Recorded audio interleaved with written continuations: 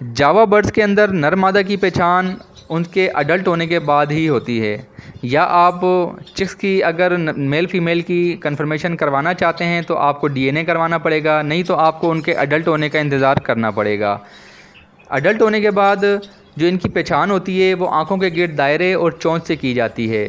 अगर आप फ़ीमेल की निस्बत मेल को देखेंगे तो मेल का सर बड़ा, चोंच चौड़ी, डार्क रेड कलर की होगी और आँखों के गिर्द जो दायरा होता है वो डार्क रेड कलर का और बाहर की तरफ उभरा हुआ होगा।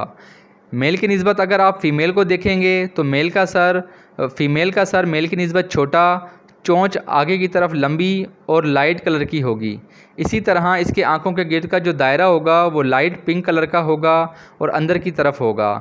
इस तरह अगर आप मेल फ़ीमेल को आमने सामने करेंगे तो आप मेल फ़ीमेल की बात आसानी के साथ वो कन्फर्मेशन कर सकते हैं।